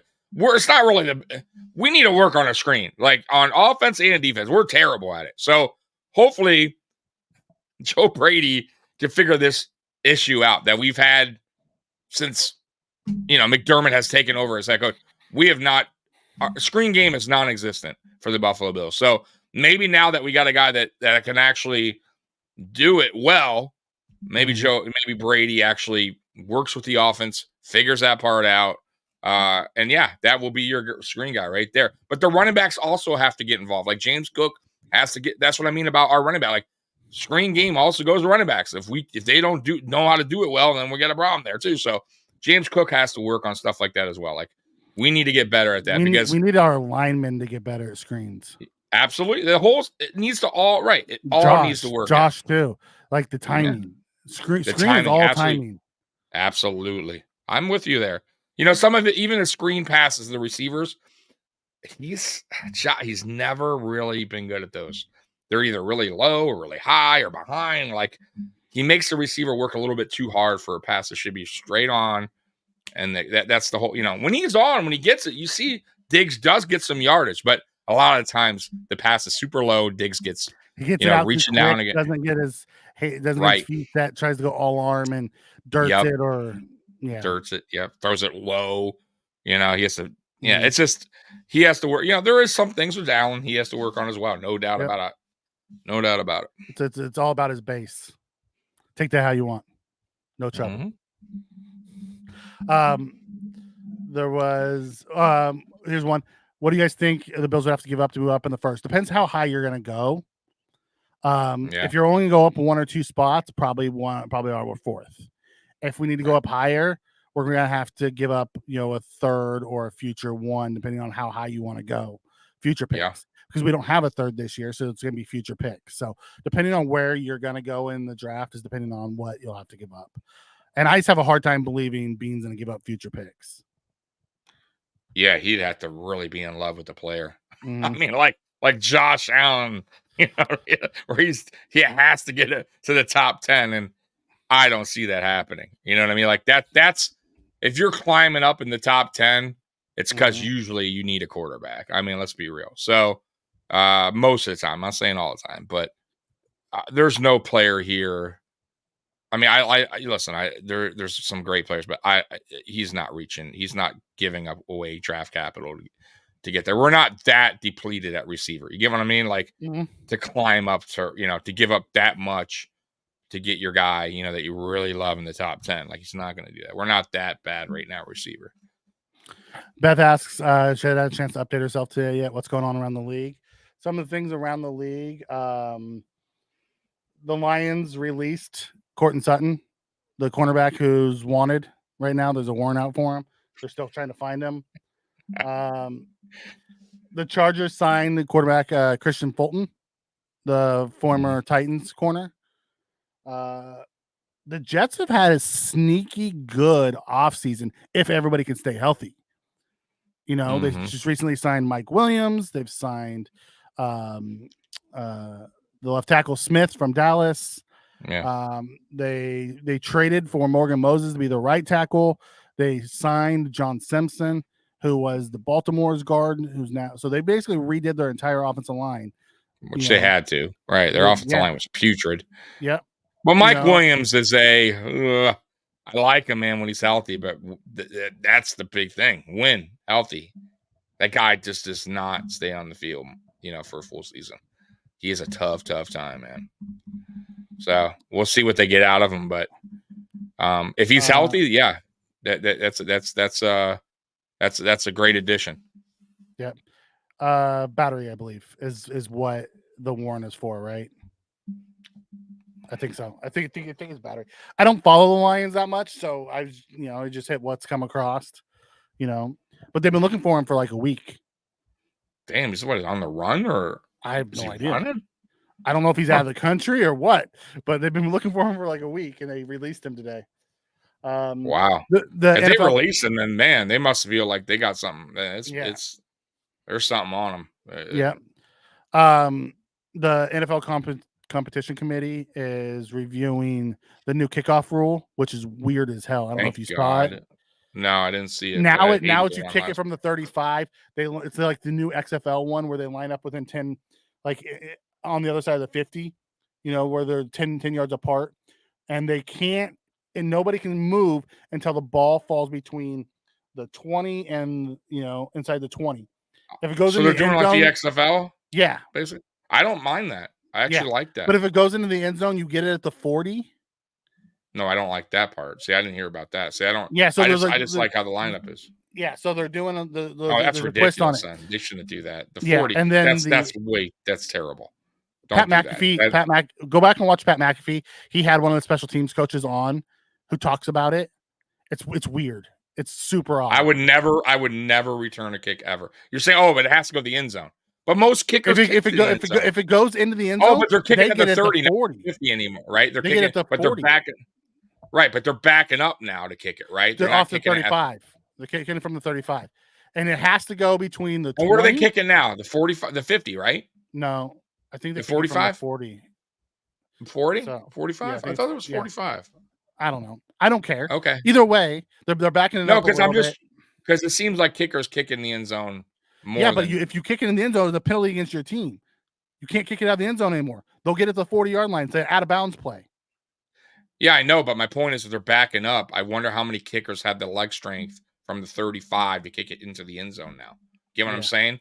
Like that's probably why they did it. Like it would have to be like Justin Tucker, somebody with a huge leg maybe to kick it into the end zone. You get what I'm saying? So, and even if that's the case, no kickers are not dumb. They know how to kick it, what strength. They're not going to, I would tell my kicker, never kick it in the end zone then. I'll take the chance at the fucking 10, on a return. You get what I'm saying? But no, that's saying terrible. they can get it inside the 20-yard line, inside the 10, and then what happens if the guy moves out of the way and the ball rolls into the end zone? Like, there's a million questions I have. No, you're right. You're right. You're right. It's I don't like the 40 though. Like, don't like Jesus Christ. Like, what they Like, right now they have it go at the back and watch the Pat 25. McAfee segment on his YouTube. I will, because it used to be the 20 for the longest. Yeah, It was the 20, and the punt's still at the 20 though. They never changed that. You notice that? Oh, So they've if been you punt it kicking in, from the 35. So where they're kicking off from doesn't change. oh, they've been kicking off. See, so then They just say you can't kick it out of the they end would zone. have to tell. Then they would have to tell the kicker. Then the kicker would have to know to not. And that's tricky. I'll tell you why. Because then the kicker has to like, okay, it's a windy day. I gotta maybe not, and it could go really wrong real quick. You know what I mean? He could really kick it short to the 35, and the guy, like, no. I'm just saying, like, man, as a kicker, that's tough. I think on the kicker, bro, because the kicker really has to know now. Okay, like, what's my strength there? What's the wind? Like, how hard? Like, am I going to fuck this up? You gotta have a really good special teams coach. Holy, and we have a terrible Bills one. don't, so Roy, no, it has not been voted on yet. It was put forth to be voted on at the league owners meetings next week. The other one was the hip drop tackle. They're going to say is now a personal foul penalty, 15 yards, automatic first down. Wow, I'm surprised. I don't mind that. That will be voted on too. Was fine. Wow. Okay. So voted on. So it hasn't changed yet. See, I think that's football. Honestly, man. If they're going to take the hip drop tackle out of the game, they might as well put flags on these guys. How is the defense supposed to tackle these guys? They can't hit them too hard because it's a penalty. Yeah, it's like, crazy, brother. What are we doing? I will say this for the NFL, credit them a little bit where when they were really throwing flags like crazy for roughing the passer, I felt like they've gotten a little bit better with that. They have. They're not as. If you go high on them is when you usually get the good call now. But I remember the one year, oh my God, if you 3 years ago barely touched them, it was wild, man. Like crazy, man. Last year there was some fucked up calls. I felt like, like what is the guy supposed to do? You know what I mean? I think, man, yeah, the NFL, man, they got to be real careful with getting too soft and taking away hits and stuff like that. You know what I mean? Like it's football, man. These players know what they signed up for. This is a brutal sport. Injuries are going to happen. People are going to get knocked out from occasion on good hit. I mean, you can't really. Guys are flying around, man. I get like taking certain stuff out, going high, hitting up to helmet to helmet, going to a player's legs, quarterback's knees, or I get that, but like, man, some of they're stuff doing that to crazy. Players now. Like Hawkinson just tore his ACL at the end of the season on a guy coming low on him because you can't go high because you're gonna get flagged. I hate that too. Yeah, I don't like. Yeah, I don't like that either. Yeah. And you ask the players, they'd rather get hit high than low. I know. Yeah, they'd rather get a concussion than tear their whole fucking knee up. Yeah, and be out for over a year. It's crazy. RC3 comes in and says if it's kicked out of the end zone without touching inside the 20, so if it doesn't bounce, then it goes to the 40. If the ball hits inside the 20 and then rolls in the end zone, it goes to the 30 or to the 25. So, and like I said, if they moved out of the way and let it roll in the end zone, where does it go? But if it's going to the 30, just let it roll into the end zone and take it at the 30. It's tricky, man. I think they're trying too hard to make just go back to what it was. They can't because they're worried about concussions. They paid billions of dollars in class action lawsuits. It really wasn't. Concussions. Yeah, I think they did like it was like a not survey, but they did some kind of analysis, and it was the same shit last year compared to the year before. Mm-hmm. Yep. So there's no. So what? Like, I mean, guys, like, look at your own analytics. Like, the injuries were the same. Stop already. Like, I don't know. Like, I don't mind. Like I said, I don't mind where the players, like the XFL has it, but don't change. Like, don't put it like at the 40 now. Like, if it goes in, like, that's ridiculous. That is craziness. Like, don't do that. They're basically calling it a penalty, but we'll see. It hasn't been voted on. It's just proposed. Yeah, I don't think that Roy Collins passes. comes and says the hip drop tackle caused high ankle sprains. People tear their ACLs on tackles. It's a violent sport. You're gonna get hurt. Yeah, like absolutely. At some point, it's gonna be 7-on-7 is what the NFL is gonna end up because they're worried about the offense getting hurt. Yeah, guys are getting too hurt. I mean, if they're so fucking worried, by the way, then how about change all the NFL fields to fucking grass? I mean, if they're so concerned, the players wanted all the play. Right. So if they're so concerned about these hits and don't do this and that, and this will help it, the players are telling you what's going on, but you're avoiding it and you're going the opposite direction and what you feel is right for the player. Like, dude, they want scoring in the league. That's what it is. They want absolutely. It's crazy. But anyway, just shorten it up, make it a 50-yard field.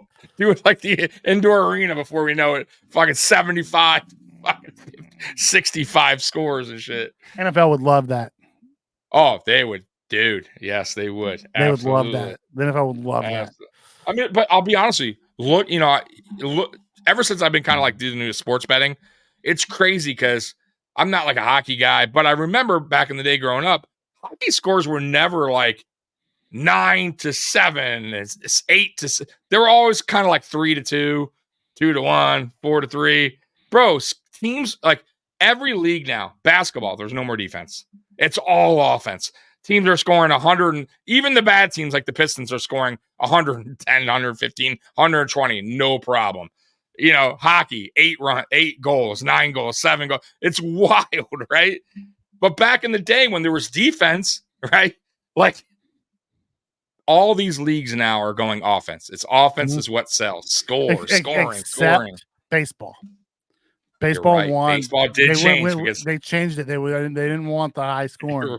They unjuiced the balls. But it is kind of boring. Yeah. It is. Like it was way more fun when they were all hitting bombs left and right. Right. So, just saying, when they were doing steroids and hitting home runs is when baseball was the most. It was exciting. Absolutely. It's awesome. The home run chase and I agree with you. But like I said, man, I just feel like, man, it's the way what people want. They want scoring. And it's like it sucks for defense though. Like especially basketball. It's like you can't even touch a player now without getting the foul call. Yeah, it'll be interesting to see how it plays. I don't get it. I don't get it. Yeah, it is ridiculous, Scott. I'm with you on that. They're gonna be thinking way too much, but it's the most popular sport. Yeah. So it is the king. Just put Madden on every Sundays. No one gets hurt, right? Turn off injuries. You're good to go. By the way, college football's coming out this year. Are you? Do you play I'm video excited. games? Are you gonna get? I'm excited about it. Dude, it's been. I liked NCAA better than I liked Madden. Forever, of course. Madden sucks, bro. NFL 2K is the best football game ever, but I really hope to God that EA doesn't fuck it up and do it like have it like the Madden, like same graphics, same. I just please, for God's sake, have it like it was. You know what I mean? Take your time. EA used to do college, right? Yes, but they stopped for a long time, and they're the ones that do Madden. So I'm a little nervous. I'm not gonna lie. Like I really love those college games were epic, man. They were so fun. And I just hope they don't fuck it up, man, because it's been a long time, man. Long time for people. But dude, it's. So, I love those games, man. Yeah, I'm excited about NCAA returning this year. Yeah. But anyways, let's talk about some new players. Bill signed a couple guys. So we briefly talked about Mike Edwards, right? Yep. Then we signed the Trent Murphy clone. Like, at what point are we going to stop signing these rotational backup Washington Commanders that are just high, never give up, workhorse type of guys that just like we did it with Trent Murphy, and then we did it with Tim Settle. Remember, everyone's like, he's just relentless. His motor is just always running. Okay, and now we got another defensive end from him. Right. I don't know. At what point do we just like? I hope he's better than both of those guys.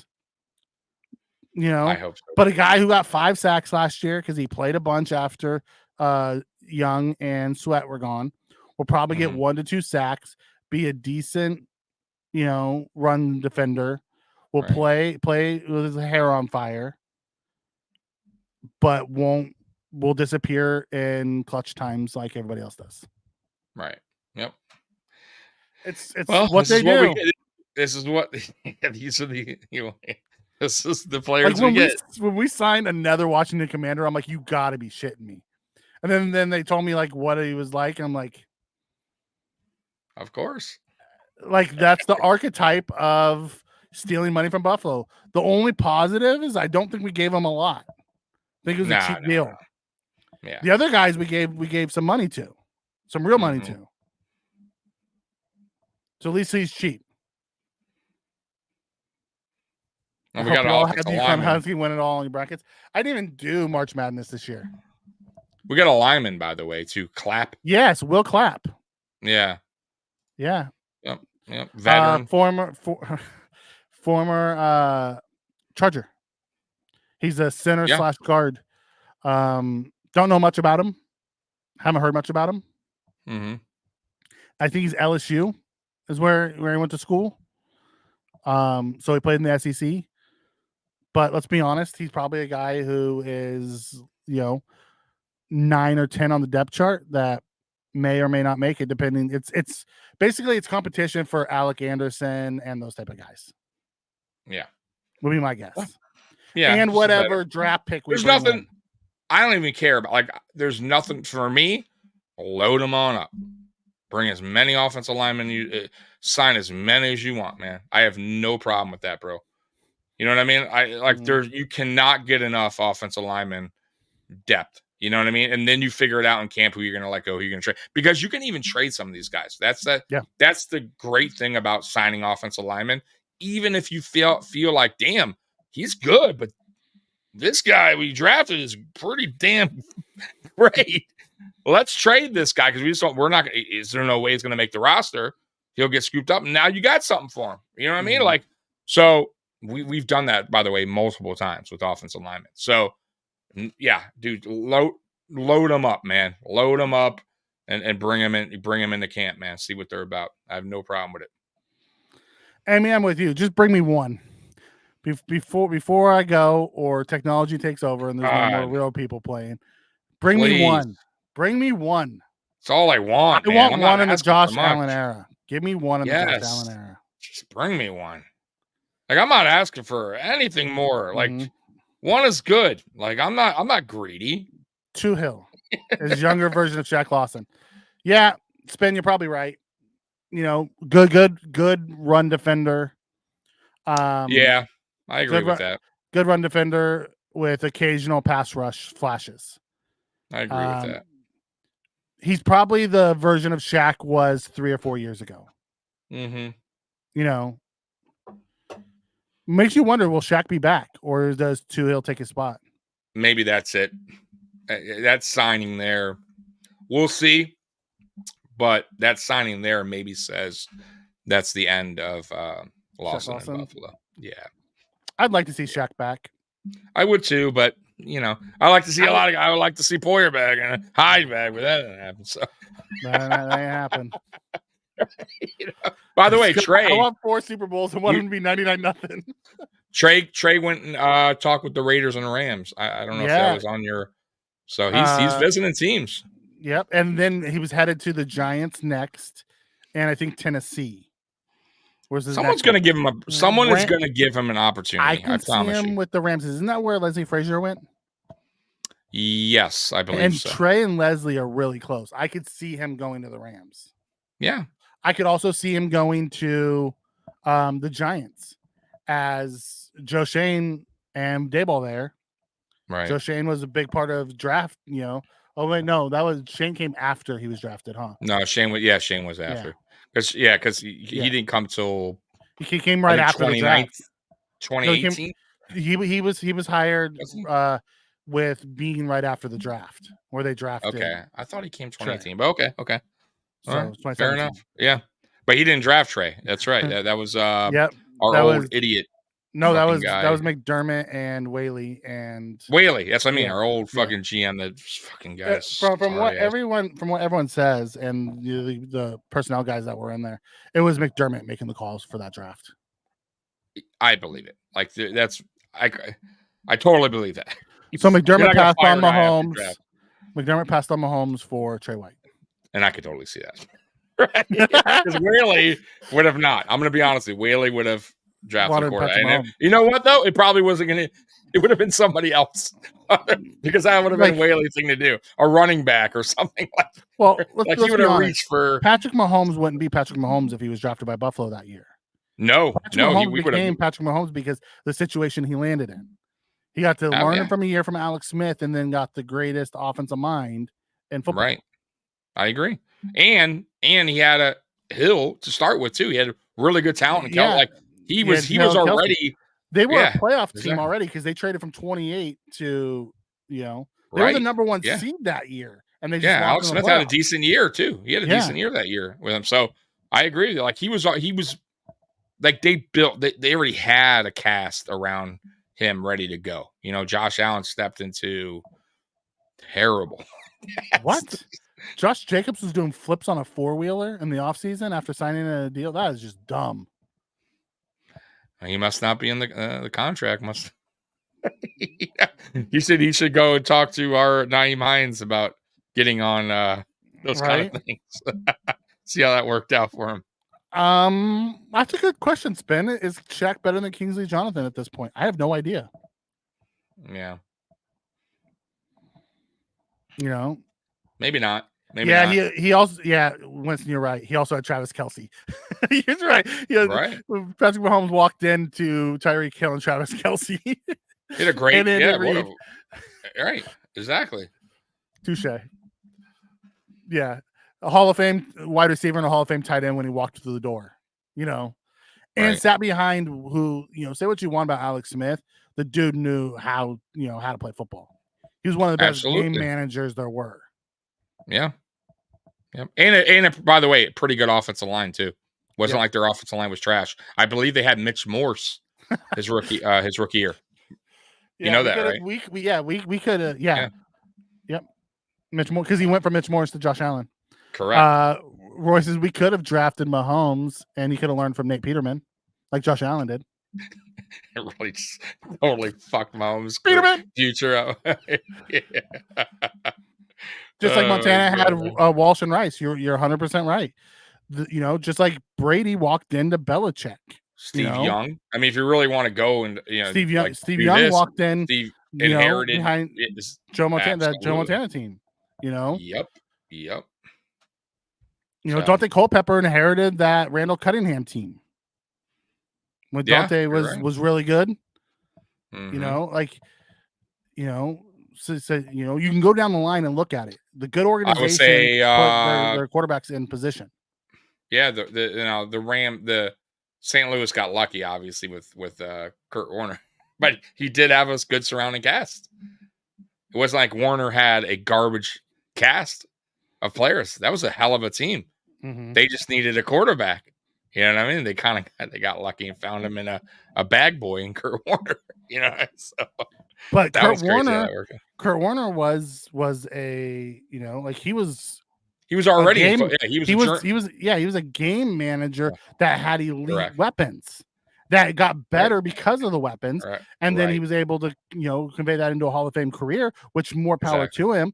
But he didn't walk in; he wasn't that super talented. No, even Arizona, he walked into a place where they had mad weapons. They had fucking Hall of Famers there. And then he did the same thing in the Giants.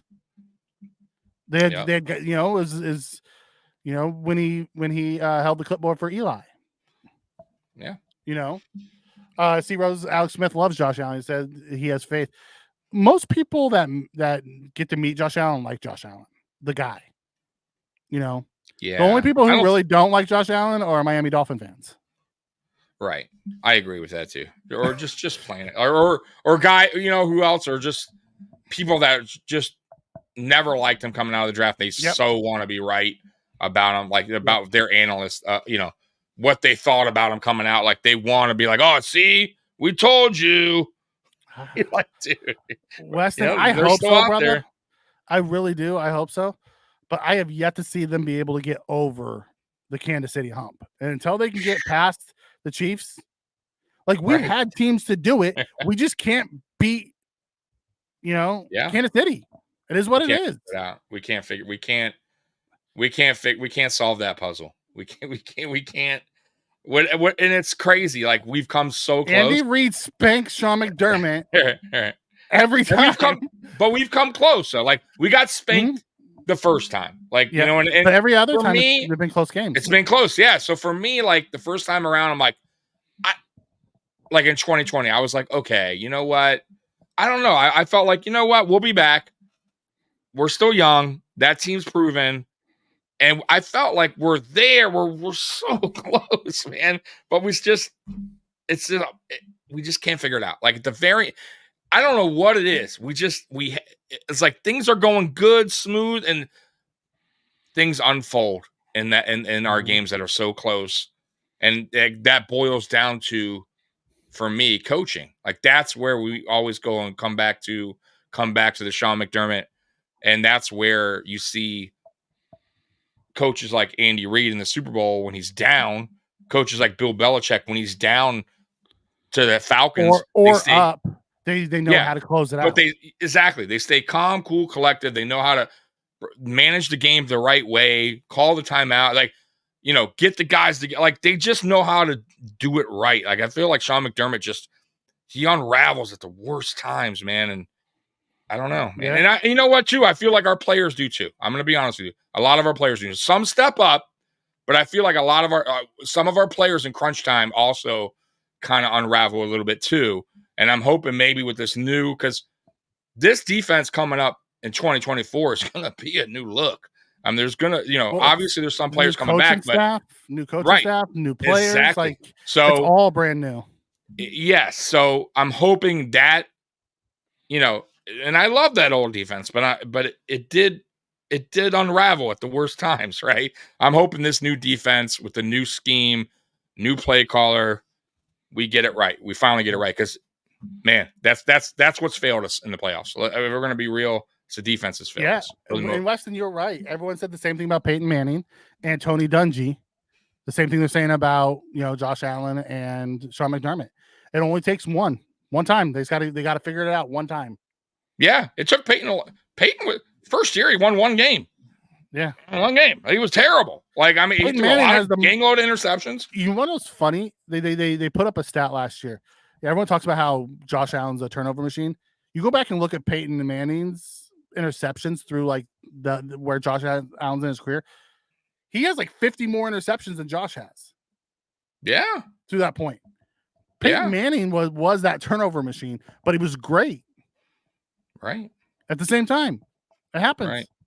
You know what? The only thing I would say the difference is between Peyton and Josh right now. Obviously, it's like I feel Peyton like ran his offense and Josh doesn't. Exactly. Josh listens to his coaches. Yes, I feel like Peyton Manning. Was just a little ahead. Like I felt like he was more confident in controlling an offense than Josh Allen right now. Like you know what I mean? Like Josh Allen, I'm hoping one day takes that control like a Peyton Manning. Where he can go up. Patrick Mahomes. Patrick Mahomes does that too. Absolutely. Or Patrick Mahomes. But I'm just, because we're talking about Peyton Manning. Yeah. Peyton Manning is one of the all-time greatest for me at doing that. Going up to the line, changing shit up. If he wants to run a certain play, he was in control. He'll completely change the formation and the play. To when Josh walks up and he runs one of two plays. That's been called. Right. He doesn't see something, say, "Oh, I see this. Let me go back to this other play." Right. Move the guys around and then run the play. Right. Yeah, you're right. I just felt like Peyton Manning he read the defense so much better. Yeah. Tom Brady too, by the way. That's what made Tom Brady so special. Like Tom Brady, his mind. Crazy. Yeah, he's just like, okay, you're gonna fucking do this. I've seen it a million times. His mind and his patience. His mind, because Tom Brady will take that 3-yard check Right. down every freaking There's time. no problem. Right. He's like, oh, Whatever. you're gonna do okay. You give me my 3 yards. I'll take my 3 yards every time. And the second you come up to get rid of that 3 yards, he goes to the 15-yarder. I agree. Josh Allen like struggles with the doesn't patience. have it. He did it much better last year. Last year was the most patient I've seen him. He did. Because he did that in the playoff game against the Chiefs. Like you open look at his throw chart, most of them were within like 5 yards because they were playing that 10 back. They were giving him the 5 yards, so that's what he took. Right. Well, that's why we also need the playmakers to take that 5 yards and do something with it. right. Instead of getting 1 yard extra, right? Like falling down, right? Like take that 5 and make it 15 or 20. That's what the real good players do, right? Like, and that's what we're missing. The yards after catch, by the way, too, except for Shakir, have not been in Buffalo for a long time, right? Like even as good as Cole Beasley was, loved Cole Beasley. Yards after catch was not that great, right? He just was not that good at yards after catch. Yeah. Stephon Diggs, same thing. You know, like our best guy yards after catch, believe it or not, was Gabe Davis for a while. Last year was Shakir. That's what I mean. But Shakir's been that. We've seen it in Shakir. He just hasn't had the opportunities. You know what I mean? Like the first time he really got it. Well, at the end, like he started to now that Joe Brady, because that's what I mean. Like when we go back and look at Ken Dorsey's offense, the problem with Ken Dorsey's offense, and I said it a million times, was he didn't understand player strengths and weaknesses. We could have been using Shakir way early on. We've been using Dalton Kincaid, route tree way better early on, but instead it was almost like either.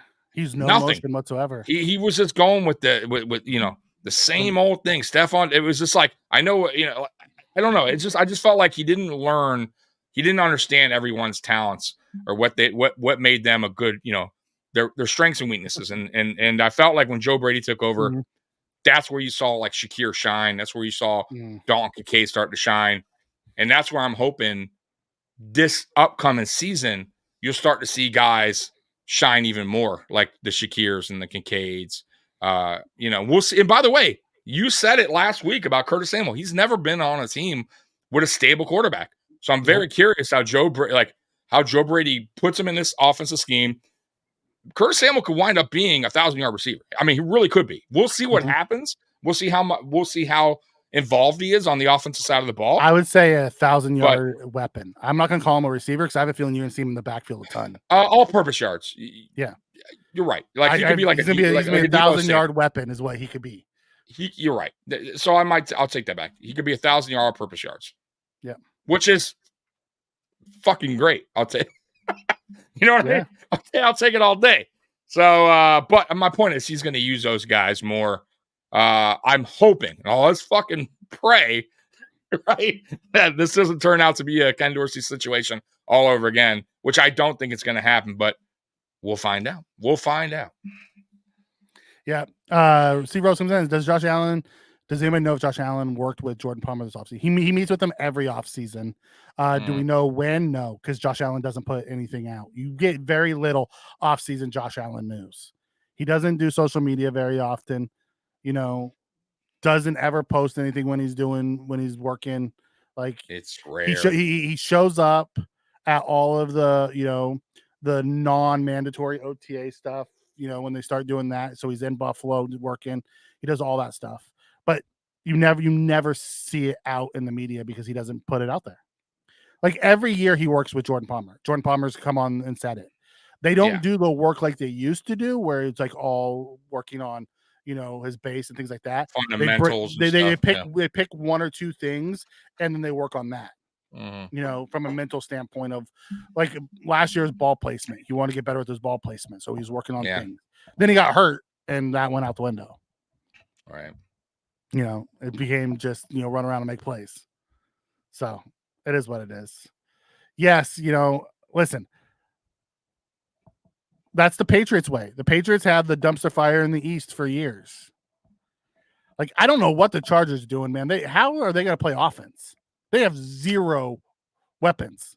I have no idea. Jim Harbaugh walked in there and gutted that offense. I feel bad for Justin Herbert. I mean, he obviously has a plan. I mean, maybe they're going to suck a year, and he's just. I mean, obviously, I would hope he's a smart guy. Like, I'm not going to doubt what Jim Harbaugh is going to bring over there. But you're right. I mean, maybe year one's going to be really, really rough. And and maybe they understand that. Maybe that's just the way it has to be. There's been teams that's done that before, though. Terrible. New coach comes, guts it. Look at 2018 for us. I mean, let's be real. 2018 was fucking disgusting, right? We gutted after 2017. We gutted everybody, Yep. So now 2019 is when we started that build. John Brown, Cole Beasley started getting starting a little better. 2020 stuff on it. So maybe that this is going to be the Chargers 2018, for us. You know what I mean? Going to be a rough year, but the following season, I would expect them to get better. Yeah. Sal comes in and says Josh Allen passes up easy swing passes for first downs or TDs. He doesn't see him. It's ridiculous. I would push back a little bit on that. And Josh needs to get better at getting to his checkdowns earlier. But it's all about if you ever played quarterback, it's all about your reads. Your first read isn't the swing pass unless they change it. And Joe Brady talked about it, and Josh Allen talked about it last year. They towards the end of the year, they changed the reads, and they started having the swing pass as read 1 or 2, and stopped having, because it used to be, when you're running as a quarterback, it's usually high to low. You look deep and then you work your way in. That's just the way the reads usually are. Like, people were mad that Josh didn't find Diggs on that crosser. First off, there's 2 guys on that crosser. If you go back and watch it, they're not in the frame. They're within 5 yards of him. But his read was high to low.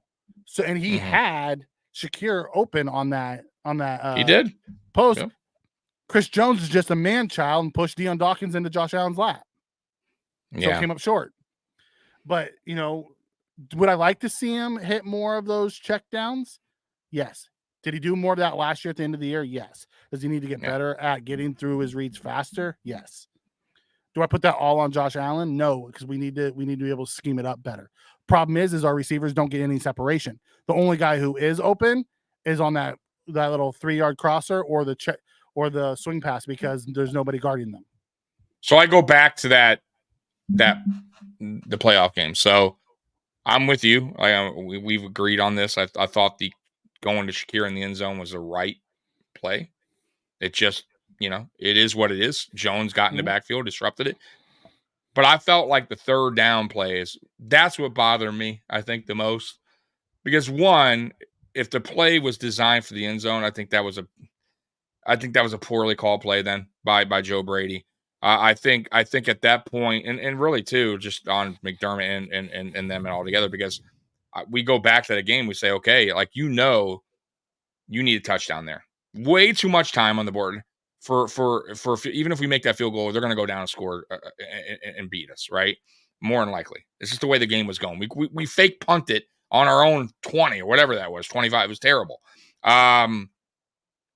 They should have designed that play, that third down. And by the way, Josh had him. I think it was Shakir. And Shakir maybe would have got the first, if not very close, maybe a yard or 2 short, where then we could have said, you know what? We're going to go for it. 4th down, 4th and 1, 4th and 2. That bothered me a little bit, because I felt like, 1, Josh Allen could have made that play, and 2, Joe Brady could have called a different. Joe Brady should have called a different play there. It's funny that you say that, because Kirk Cousins got blasted in the playoffs the year before for checking it down on a play like that, and it came. But it wouldn't have been a check down. It would have been Josh Allen does that play. But it would have been a check down, because there was 2 guys running deeper that would have got the first downs. It would have been a cross-body throw. It would have been a cross-body throw that he makes a lot. And it gets picked off. What happens? You know what? I'll take it. I don't think it's going to get picked off. You'll take it, but the rest of Mafia will melt down. He was wide open, though. How would he get picked off? He would have had to make a horrendous throw. I've seen Josh Allen make that throw a lot. But let's just say, but I'm just saying, even in general, forget that play. On third down, I'm just saying, Joe Brady, if the initial play was to go in the end zone, that was a bad play call.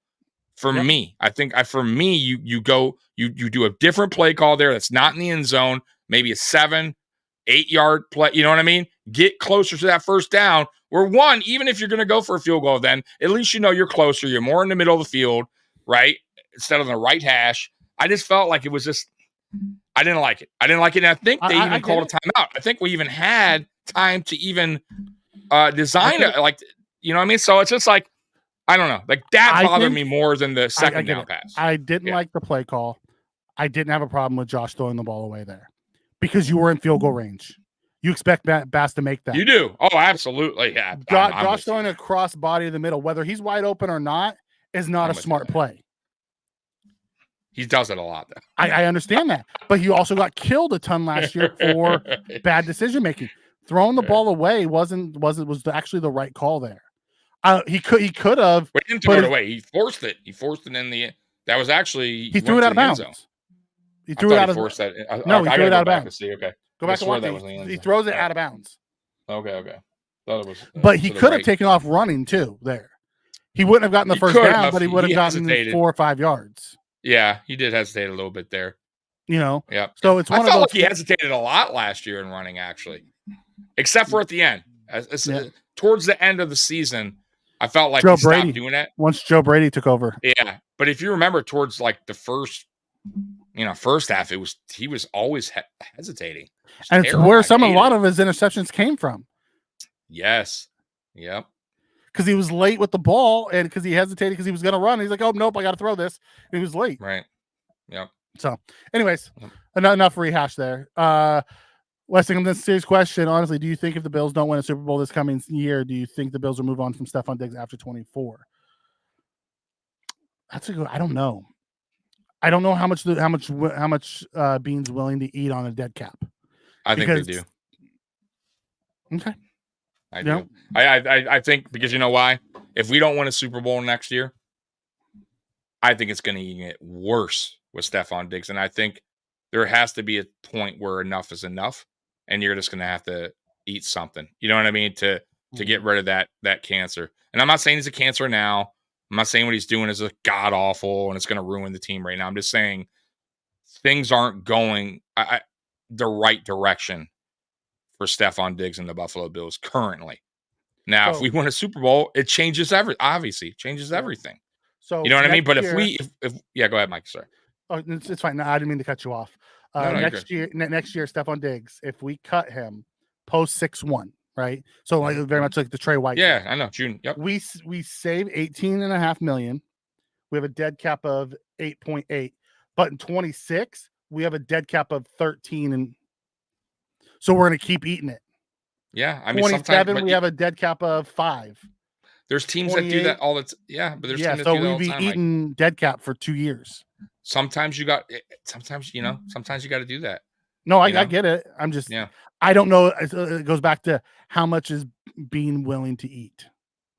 I agree. I just feel like if we lose again, right, and if things don't go right, meaning for Stephon Diggs right, meaning, what's going on. I feel like almost like he's going to force his hand. Like it's already getting to that point. It was never like that early on, Mike. You know that. Come on.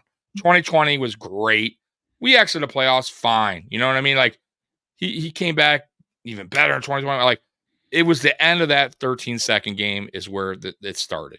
And it's really only Diggs. It's not Josh Allen. It wasn't Gabe Davis. It wasn't Dawson Knox. It's only one guy really right now, at least that we know of, that's having this moment where he's kind of feels like maybe he can go somewhere else and be better. I don't know, but it's not going to be good if, like I said, if we get kicked out of the playoffs next year again. Especially if Diggs doesn't have a good year again in the playoffs, like down the stretch. With this defense. That's a question. Because we've had elite defenses for the last few years, and they've choked in the playoffs. Yeah, I agree. As Trick set up in the thing. It comes down to wasn't the offense that struggled. The defense can't stop anybody in the playoffs. Patrick Mahomes had 3 third downs in that entire game against the Chiefs last year. 3 third downs in the entire game. Yeah, like they did what they want when they wanted at will because that defense was, but really it was due to all the injuries. Yeah, but that's why I feel like you got to load up on offense, and that's why I feel like we're talking about the receiver early on in the draft. Yeah. And that's another reason why we need it. I think we just need to, at the end of the day, we need to have a high-powered offense because you're right. Like, we knew what our defense was over the last, 6 seasons. We have no idea what this defense is going to bring us next year. And that's scary because we at least knew what the last 6 years was going to bring us, which was pretty good defense or very good defense in the regular season. And right, and then kind of a choke job. Flip a coin in the playoffs. Well, what right, defense do you get in the playoffs? Right, because they showed up Baltimore game the 1 year, right, when everyone's like, oh, Lamar's going to run all over. Showed up that game. They showed up against the Patriots that 1 year. First round. Right. They didn't show up against the Dolphins game that we won. Yeah. But ugly, right? They didn't show up against the Chiefs. They didn't show up against the Bengals. They didn't show up against Houston Texans the first time around, like when we first got in the. So just saying, we'll see what this new defense brings us, but we got to stay healthy too. Like, God, man, knock on wood. Man, like, that's another thing, Mikey, that's just been killing this team over the last 2 seasons, right? Injuries. Fucking devastating. I would say even 3. I mean, it's like Matt. It's like defense. It's defense all the time. And it's our best guys. It's not even like, our corner 3. It's like Trey White. It's our play. Trey White, it's our top Von guys. Miller, right. Matt Milano. Right. It's great. Poyer, Hyde. Hyde. What the fuck? It's all the guys that we're paying a ton of money to. Ton of money. Yeah. And then we can't even get our backups in there to stay long. They get hurt. It was rough. And so we're running with our 6th and 7th linebackers. Travis Kelce is running away from linebacker 6. What that tells me is their offense is smart. They saw that we had linebackers 5 and 6, and they attacked it. They took advantage of our weakness. Yep. Trigg says, like I said, Allen's going to be in a different system. It's going to be more West Coast. Yeah, I do believe that they're going to have a lot of the concepts that Allen's used to. They're not going to completely go away from what Allen does, but I do think it's going to be more of a Joe Brady system. So Allen will have this. You'll see some more West Coast afflection inside the scheme. Yeah. So you'll see. I bet you see Josh Allen under center more next year. Yeah, and if he doesn't like it, he needs to get better. He needs to. I don't give a shit if he likes it or not. Get your ass under the center. Right. Work at it. If you're uncomfortable, then get comfortable. Start getting comfortable. Do what you got to do to get used to under center play action. That's how you play action. He's one of the best quarterbacks in the league because they don't. The problem is they would line him up in shotgun all the over and over and over and over. Right, and you can't see the ball if you're a defender and you're in shotgun. You can see the ball. You know it's fake handoffs and shotgun don't work. Right. When you turn your back to the defender, that's where the defender has to make his decision. And it drove us nuts, me and Mikey, for years while we keep doing that over and over, that shotgun draw. It doesn't work. It works on occasion, Mikey. I would say on occasion. But man, over and over, it's like craziness. Go ahead.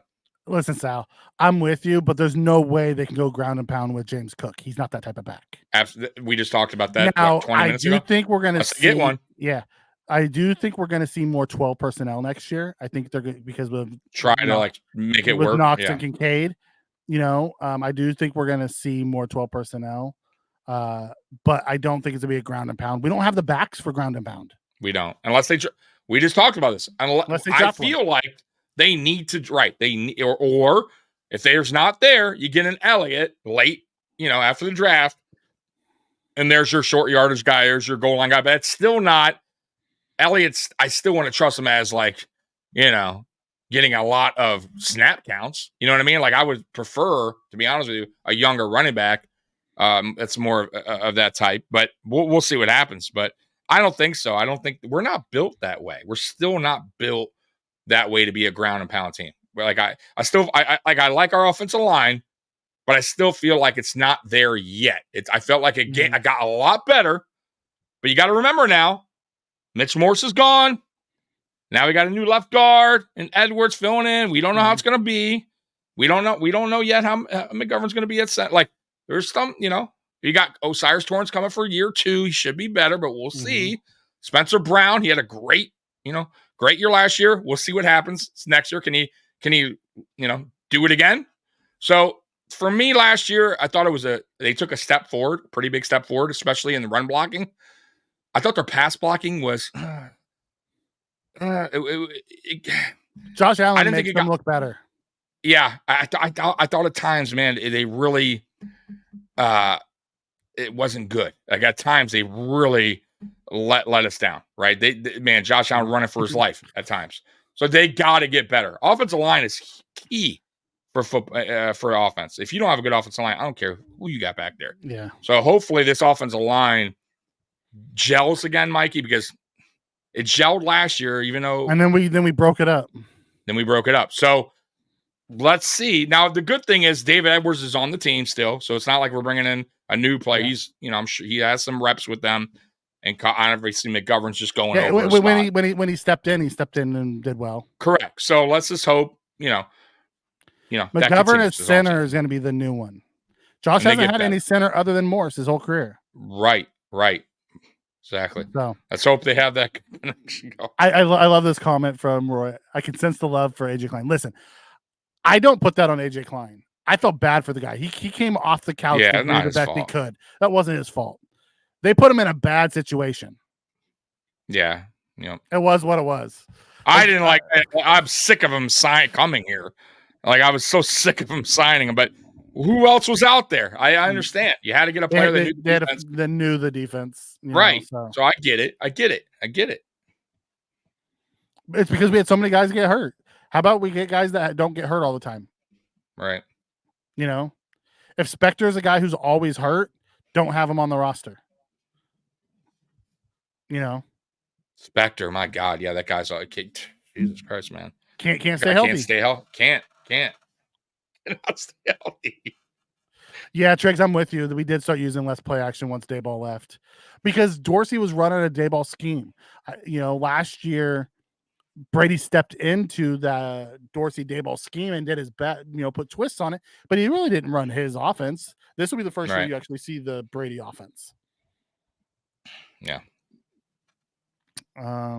Positive margins available, cap push down. The whole cap thing, we're in a way better position than anybody thought we were going to be. As of right now, if the cap only goes up $5 million, which is probably going to go up a hell of a lot more than that, we have about $10 million. We're not negative for the first time in a long time. And that's before we do any restructures or anything like that. So we're in a lot better position this year going into the future caps than we were, going into this year's cap where we were 40 something million and over. We're in Bean seemed very happy with where we were at with the cap. So, all right, Tommy, we've been on here for an hour and 48 minutes. Yeah, what's on tap for what's coming up? Tuesdays, Nuclear Heatwave Wrestling. Wednesday, Mafia Talk will be back. They had to skip this Wednesday due to he had to stay late for work or anywhere. So next week we'll have some more podcasts. We'll be back Friday at 9:00. I'm hoping to have and I'll talk to you, Mikey, about it. But we're gonna do I'm trying to get it together with everybody, including you. Kind of a free agent, show with what all of our teams did. I'll have Curtis on. Obviously, you will be on. I'll try to get everybody on from all the different teams to kind of talk about their off season so far and free agency. And I'm going to try to probably do that for a Monday because and I'll talk to you about that. We'll see what time that is. But or maybe even a Saturday, but we'll see. But anyways, that's in the works. Getting everybody, Jedi Kev and all that together. So look for that. And then also me and Mikey should be doing mock draft videos soon. Mikey did a few last year. So starting next week, next Friday, we're going to really dig into the draft. Maybe we'll do our first mock draft live next Friday. Yeah, sure. I don't care. With everybody. That'll be fun. Yeah, why not? Yeah. So we'll do our first mock. We'll pop some videos on, separate video. But we'll do one live with you guys like we did last year. That was fun.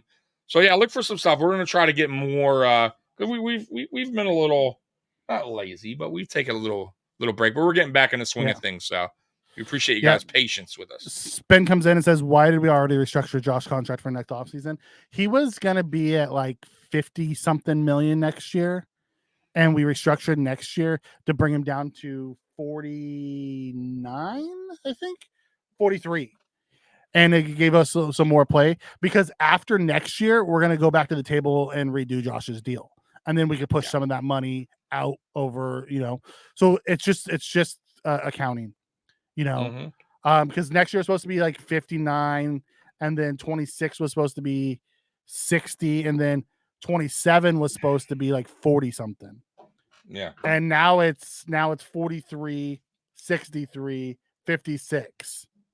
But after the 2025 season, we're going to re-sign Josh to a long-term deal and give him a raise and spread that money back out and start it all over. Yep. So, no, I like where we're at with the cap. All right. Anything else that we're missing in the chat before we go? Let me take a look. I can't wait to see this off since we'll actually have backups that can catch the ball, I hope. Yeah, Bean's going to go crazy on day 2. I don't think we're going to honestly, I only think we're going to probably draft 7 players. I don't think we're drafting 11. I think we use 4 of those picks to move around. I'm with you. I really don't think we're going to take, 10 players, 11 players. I don't think so either. There's no way. Honestly, it would be stupid if they. Yeah. Well, just remember, we are currently with like 7 million, 7.4 or something like that right now, and we have 10 million on the way for Trey White. So we have plenty of money that we can use. And I think I was listening to Greg Thompson the other day. They talked about it for the way the offsets. I think we need only like 2 million for the draft. So we're going to have plenty of money to do, sign guys after the draft, late cuts, and then in season stuff that we need to do. So it's nice. Right. So, all right. Other than that, we'll go see you guys next week, 9 o'clock. All right, y'all, man. We appreciate you guys. Bills Mafia, we love you. And always go Bills. We're out of here. Go Bills. Peace. Play that outro. And look at him go. He could go all the way. Touchdown. Okay.